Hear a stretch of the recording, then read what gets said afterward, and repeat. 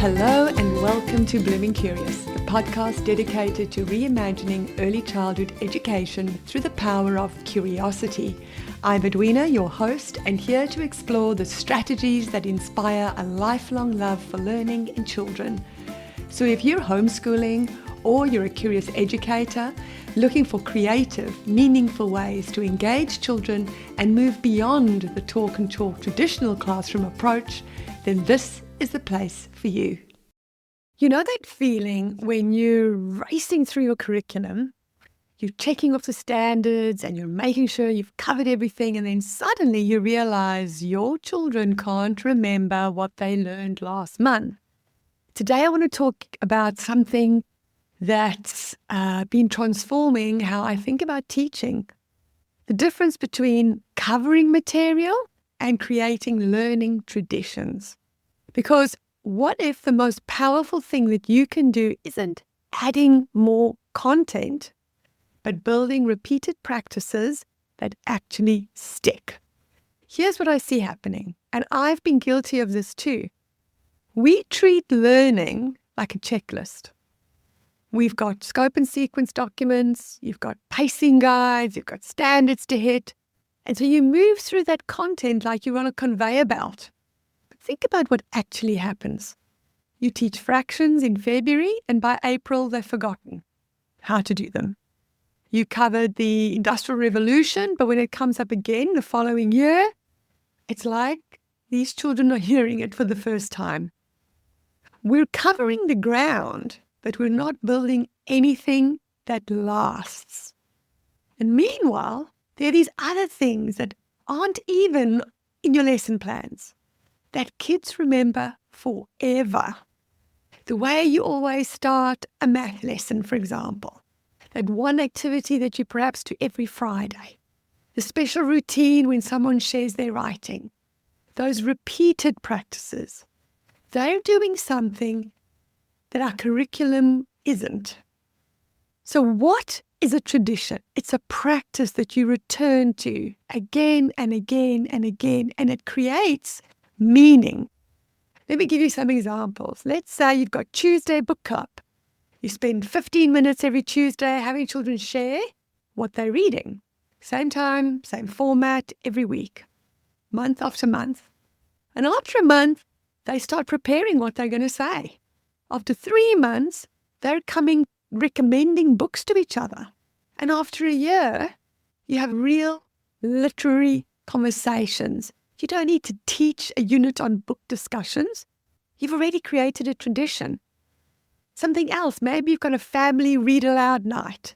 And as a family, you read together every night after dinner. It's not a curriculum. It's just 20 minutes, same time, same spot on the couch. And by the time these children get to high school, they still show up.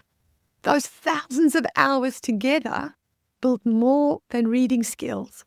They build connection and a love of stories. In my own classroom, I had investigation time every Thursday and Friday morning. Children looked forward to those days because on those days, they worked on their personal projects. And this is how I built inquiry and project-based learning into my lessons. Children looked forward to it. They came to expect it. And over time, they knew exactly what to do. This is what stayed with these children, even years later. And notice what all these have in common. They're repeated, they're predictable, and they build something over time. It's something that a one-off lesson never could. There's a real science behind this, but let me explain simply. First, repetition builds mastery. When you do something once a week for a year, that's 40 repetitions. You're not just teaching the skill once and hoping it sticks. You're practicing it until it becomes automatic. Think about how you learn to read, not just from one great lesson, but from doing it over and over. Second, rituals, like routines, create safety. Kids learn better when they know what to expect. When you have a tradition, there's no anxiety about, what are we going to do today? They can focus all their energy on the learning itself, not on figuring out the format or what they have to do. Thirdly, traditions build identity. When you're part of something that repeats, it becomes part of who you are. You're not just a child who wrote a story once. You're part of Friday Writer Circle. That identity carries weight.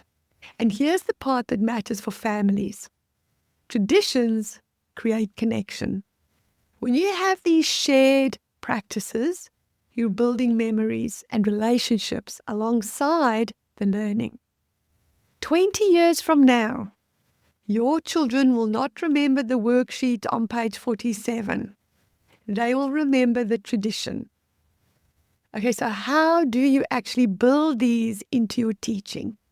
Start with one thing. Don't overhaul everything. Don't make it complicated. Just pick one small practice that you can commit to repeating.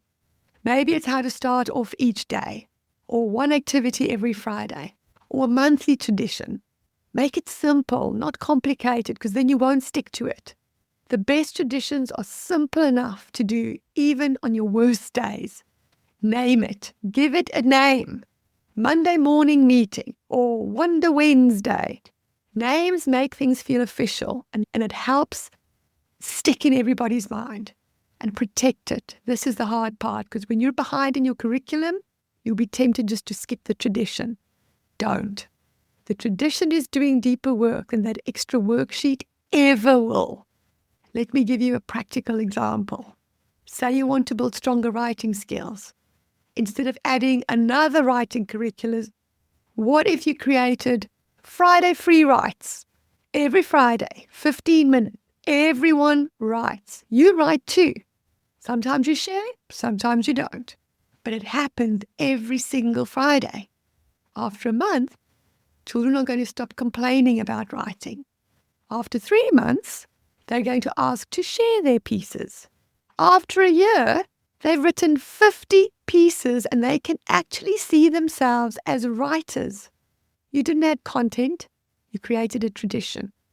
And here's what I want you to take away today. The most powerful learning often comes from what we do repeatedly, not what we cover once. Your curriculum will change. Standards will shift. But the traditions you build, those repeated practices that create safety, skill, and connection, those will shape your children long after they've forgotten the content. Trust me. So this week, I want you to think about one tradition you could start. Just one. Make it small. Make it doable and commit to it. Because you're not just teaching lessons. You're building a culture of learning. And that happens through the things you return to again and again.